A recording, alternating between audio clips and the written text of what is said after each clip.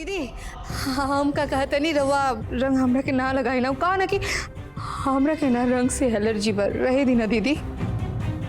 मोहिनी काहे न लगोगी रंग? हाँ अब भाई तो बहुत बार बार बात करता हलू कि ऐसा रंग लगाई वैसा रंग लगाई कि छुटबे न करी। आरती भाभी लगाई मोहिनी के रंग। छोटकी दुल्हन जवाब दा ना, जवन देवर जी पूछ रहल बानी। वो हाँ वो कहा ना दीदी हमरा के ना अपने से बढ़ से रंग लगाए में शर्म आएला तो रहे दी ना दीदी प्लीज। अच्छा शर्म लाग रहा बा मोहिनी तेरा के अमर भैया थोड़े रंग लगा रहा बाड़न। हाँ आरती भाभी रंग लगा रहा बाड़ी। भाभी लगाई ना।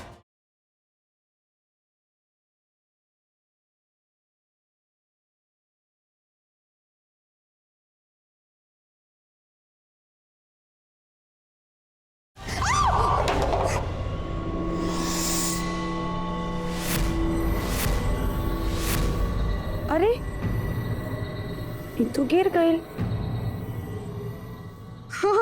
हाँ दीदी देखी ना नीचे गिर गई रहे दी ना दीदी। कोई बात ना, हम दूसरा रंग लेके आवत बानी।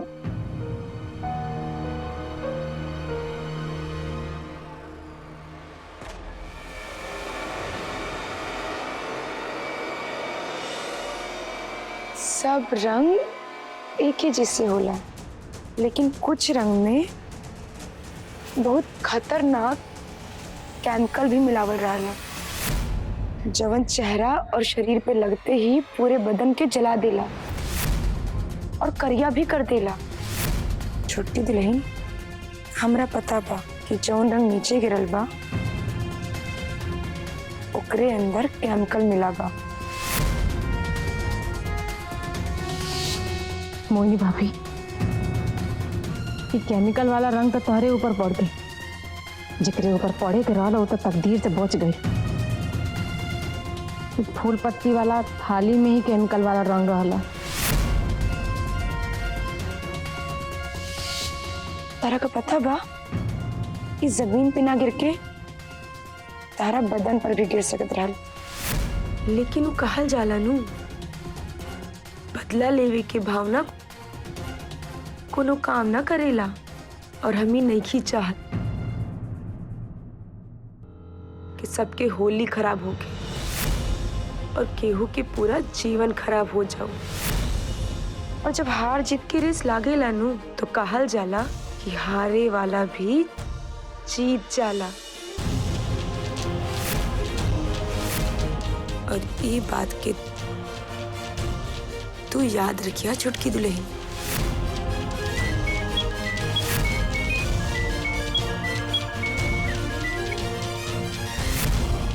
बबुआ जी अब रउरा सब औरतन के गहना दे दी।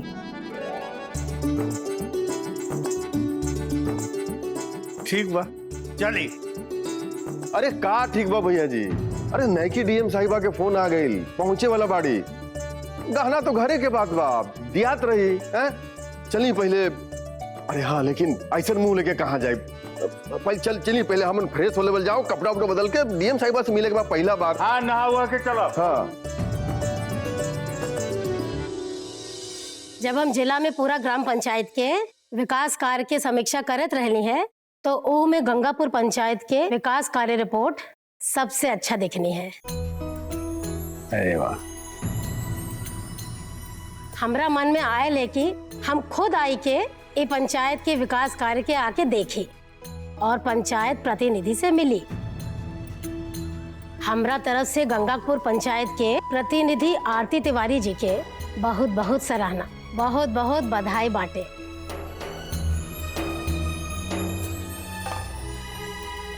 कलेक्टर साहब रउआ एजा आए के पंचायत के काम देखनी है, लोगन से मिलकर बात करनी है, खुद एजा तक कहनी है। एकरा खातिर हम राउर आभार मानत बानी।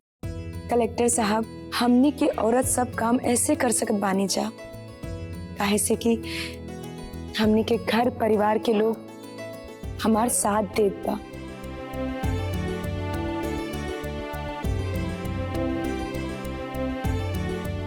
घर होके चाहे बाहर होके पति परिवार हमरा ऊपर भरोसा कर रहा बा। कलेक्टर साहब हमार एगो बात के मांग बा रउआ से। का मांग बा बताई?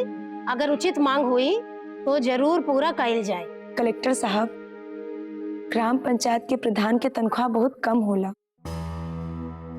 अब रउवे ही बताई, ई महंगाई में पंचायत के प्रधान के 3,500 रुपया मिली तो वो अपन खर्च कैसे चला सकी? और जब खर्च ना चली तो इन्ने ओने से कमीशने खाई नू, और जब कमीशन खाई तब विकास के काम में भ्रष्टाचार भी फैली। हम ठीक कहत बानी नू? हम ये विषय पे सरकार के पास रिपोर्ट बना के भेजब। ये निर्णय सरकार ही ले सकत बिया। लेकिन एक मांग हमो कर रहल बानी प्रधान जी से। गांव में जवन गरीब और मलिन बस्ती बा, ओइजा ज्यादा काम करे के जरूरत बा। गरीब लोगन से मिलके उन्हीं लोग के ना सिर्फ जीवन शैली के बदले के बात सिखावे के बाद, बल्कि कुछ न कुछ रोजगार से भी जोड़े के जरूरत बा। और ए पर रउआ काम करी। कलेक्टर साहब, हमार बाबूजी ई पंचायत के पहला प्रधान रहनी है और बाबूजी के सब पता। तो हम बाबूजी के संग मिलके ये पंचायत के गरीब परिवार के जीवन के सुधार करब। रउआ मदद करब नु प्रधान जी, कन्या प्रधान के। जब कन्या कह रहल बाड़ी तो हम इनकर मदद जरूर करब। डीएम साहब के बात में आके वो फिर से हमरा के मौका दे दिलो कन्या प्रधान। अब देखो हम आगे आगे का करब। हमरा और कुछ पंचायत में जाए के बा, तो प्रधान जी हम चली। कलेक्टर साहब, पहले हम रउआ के टीका तो लगा दी और रउआ भी हमरा के लगा दी, फिर रउआ चल जाए।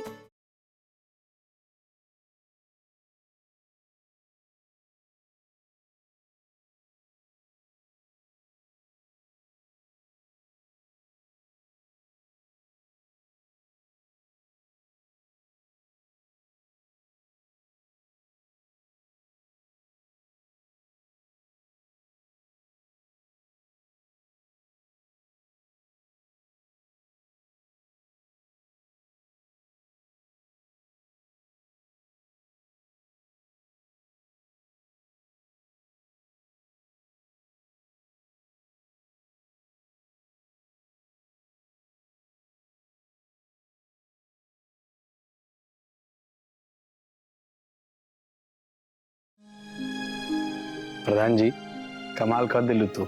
हम बाबूजी के इतना साल से प्रधानी करत देख रहल बानी, लेकिन आज तक हमनी के दुआरी पे कोई डीएम कलेक्टर ऐसे आ करके जो के तारीफ नहीं कैले। पीहू के पापा, आज हम बहुत खुश बानी। अरे खुश होके के भी चाहिए। खुद डीएम साहिबा आ करके एजा तार तारीफ करतरी, तार काम के तारीफ करतरी, और हम ना खुश होकबू तो कब होकबू? वो बात तो बाटे, लेकिन आज हमनी के रस्सा कसी के शर्त जीत गइल बानी जा। अब बाबूजी सबके गहना वापस लौटा दे, और जो रउआ संध्या दीदी के वचन देले रहनी वो पूरा हो जाए। शायद ये बात हमरा के बहुत पसंद बा। जैसे तू हमार ख्याल रखलो ना, और कोई ना रख सकेला। पापा, मम्मी, एगो फोटो खींच ली। अरे खींचला खींचला, इधर जाओ, इधर खींच। अब आओ।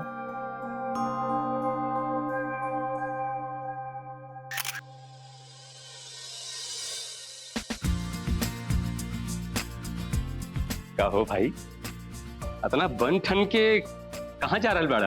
अरे भैया, ये ऐसन कोरोना के महामारी आ गई बानू कि कहाँ जाइल जाओ कहाँ ना जाइल जाओ कुछ बुझाते नहीं के।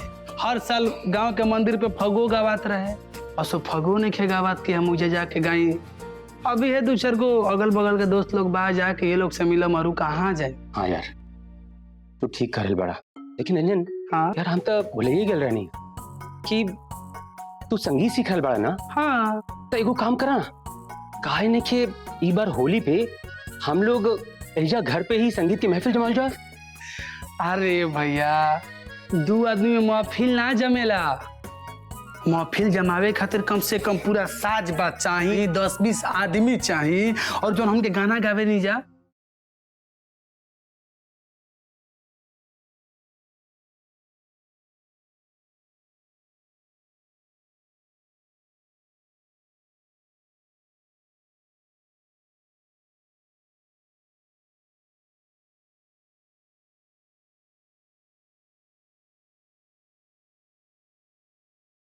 ये सब महफिल वाला भैया गाना हो, 2 आदमी में कैसे होई तू ही बताओ। अरे भाई तो बिल्कुल ठीक करल बड़ा, लेकिन ई तहार क्लास तो नहीं नु संगीत के, ई घर है एजा ई ढोल ताशा मंजीरा ई वाला गाना ना हो पाई, लेकिन एजा संगीत के अंताक्षरी तो हो सकता था नु। हाँ हाँ ये सही रही, अंताक्षरी सही रही खेलल, काहे कि एक तरफ पूरा घर के जेंट्स और एक तरफ पूरा घर के औरत। जवानू लोग रस्सा कसी में हरैले बानू, मौका मिल गइल बा बदला लेवे के भैया, और हम दावा ठोक के कहतनी कि ई बार अंताक्षरी में हमनी के जीत पक्का बा। काहे कि भैया हमरा से बेसी केहू के गीत याद बा ना, तो जीत अपन पक्का बा। पक्का पक्का। एक काम कर, तू जाके ना घर में सबसे बात कर ला अंताक्षरी खातिर। बस बस मोहिनी मम्मी धीरे दीदी बहुत हाँ। चला था। रुक लगा देता नहीं। हमके तो लगा था कि हमनी के गहनों ना मिली, बाबूजी अभी तक एको गहना ना देना, का जानी कब दी है, कुछ कहलन भी ना। परेशान होके के जरूरत नहीं खे, मिली। बाबूजी अगर कहले बड़न कि वो गहना दे दी हैं तो वो अपन जबान से मुँह करिए ना।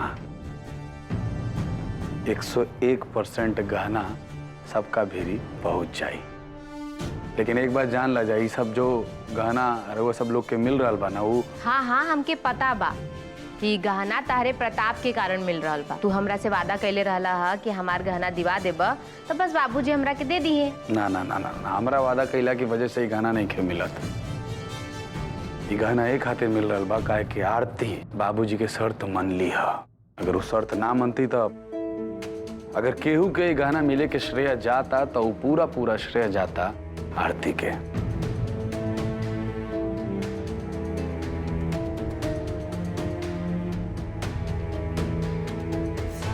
तारा के तो कहत रहनी है कि रस्सी खींचा प्रतियोगिता में हमके नहीं जाए के, न जैती जा न जितती जा।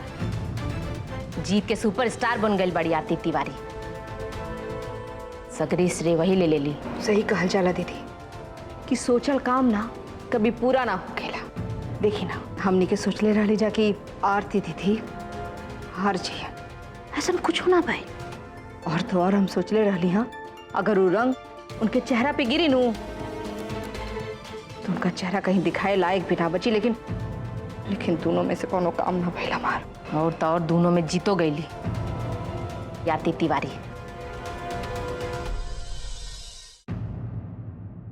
हरी लावता छोड़, अरे हम साफ कर दे। ना बड़की अम्मा जी, हमरा रीति रहुआ कहे मंदिर साफ करो। देखा कन्या, और रस्सी खींच तान में ना तारा हाथ चढ़ गई हुई, तारा हाथ में ना तनाव आ गई हुई। वैसा कर जाके दर्द कम करे वाला तेल लगा लो, चाहे कोनो क्रीम होके ना वो लगा लो, बाकी हम कर देते।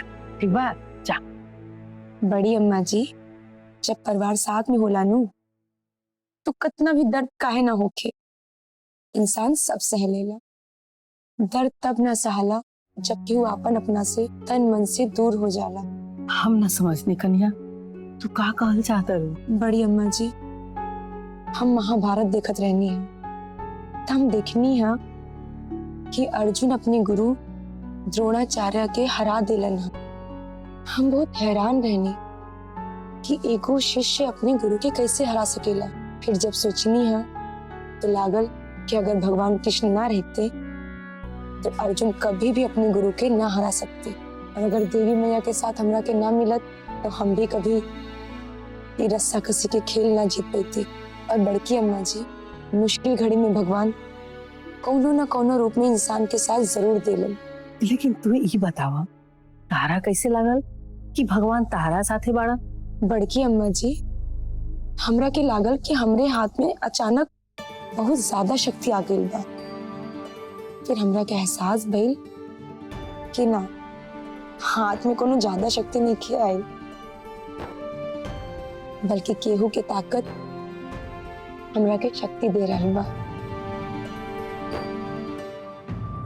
देखा कन्या, केहू ना चाहेला कि सच्चा इंसान के कबो हार होके, तो फिर देवी मैया भी तो तार दिल के हाल जाना तारी ना कि तू कभी स्वार्थ खातिर कोनो काम ना करेलू, बल्कि तू केहू और के हक खातिर लड़ाई लड़ रहा बड़। और देवी मैया भी ओकरा साथे हमेशा रहे। माई बाबूजी से बात भइल है तो बाबूजी साफ साफ करनी है, जब तक अंताक्षरी ना हो जाए तब तक केहू के गहना ना मिले। तार बाबूजी भी ना खूब चाही तर खेल खेल रहल बड़न, कभी ई शर्त कभी ऊ शर्त, शर्त पे शर्त, मन एकदम बौरा गइल बा। जा बोल दा, हमनी के कोनो शर्त नहीं के मंजूर। अब ए उम्र में आदमी अंताक्षरी खेले। अम्मा जी रवा मान जाए ना जो बाबूजी का हाथ बानी, ऐसा ना होके कि बाबूजी खिसिया जास और हमनी के कल सब मेहनत पे पानी फिर जाए। हमरा के जाए के मत ज्ञान दो, आई ना करत हाउ हो जाए, हाउ ना करी तो हाई हो जाए। बुझाते नहीं कि आदमी का करो और का ना करो। अम्मा जी बस एक बार और मान जाई जौन बाबूजी का हाथ बानी ओकरा खातिर। भाई मान जो ना भौजी के बाद, भौजी तू लोग के गहना दिलवावे खातिर इतना कुछ करत ताड़ी तो तुम कर एगो बात ना मान सकेलो, काहे कि इनकरे वजह से ना तू लोग के गहना मिल रहल बा। हाँ बबुआ जी कहना हमरा वजह से ना, अम्मा जी के आशीर्वाद की वजह से मिल रहल बा, और अगर अम्मा जी के आशीर्वाद हमरा संग ना रही तो हमनी के ये शर्त कबू ना जीत पाती। रायदा फिर मस्का मत लगावा, बुझली नु? काम आई भौजी तू लोग खातिर इतना सोचा ताड़ी तबू तू इनकर के डांटा तारू। चल ना मैया अंताक्षरी खेले, चल ना माई। ना हमरा खेलब, चुप रहते। एगो तो बुचियो नहीं खी, वो गुरुजी के 2-4-10 दिन खातिर चल गई बड़ी। हर के ऐसन गृह कलेश बानी कि ओकरा के शांति करावल बहुत जरूरी हो गइल बा। अब वही खातिर चल गई बड़ी, का जाने कब ले आई है ना आई है, का जाने ओकर मन के बाटे बस। अब हम ना जाब, अकेले पड़ जाब, हमरा से कुल ना होई। अरे माई तो यही खातिर कहता नहीं कि पुष्प बुआ नहीं कि अगर तू ना चलबू तो महिला टीम एकदम कमजोर हो जाए। चल ना माई, चल ना अंताक्षरी खेले, चल ना माई। चली ना अम्मा जी, बाकी सबके उससे भी बात कर लिया जाओ। बड़ा अंताक्षरी खेले खातिर छटपटाइल बड़ू। हाँ कब गीत कविता गवले बड़ू? हाँ आवेला जरा कुछ हो ना माई, तोरा आवेला न, ते मत कह कि हमरा ना आवेला, काहे कि हमरा याद बते मौसी के बियाह में इतना गीत गावत रही कि ओके गावे के मौका ना देत रही। अरे ऊ तो हम फिल्मी गाना पर बियाह तिलक के गाना गौले रहनी है। तो जाइबे कि हमार माथा चट बेरे। हाँ आ गए खबरी लाल बन के अपने बाप के आगे नहीं तो अभी तारा के बतावे लगे।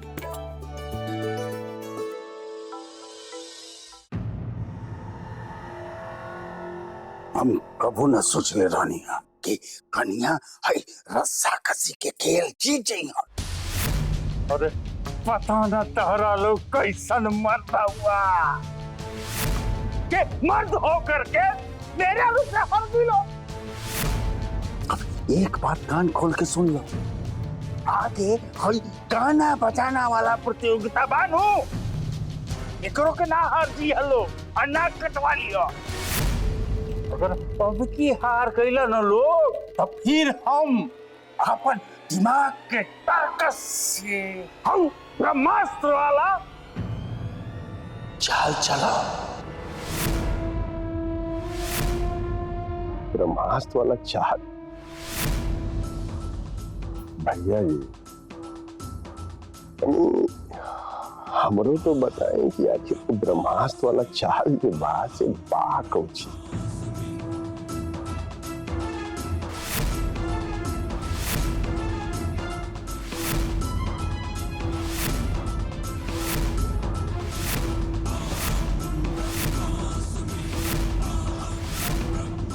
हम हाकिम तिवारी बोल रहे बानी, जवन सामान हम कहले रहनी अनु ओकरा के भेजवा दो।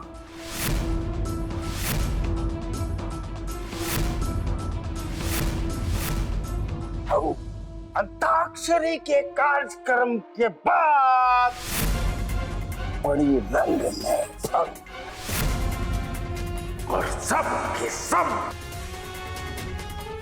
देखते रह जाइए।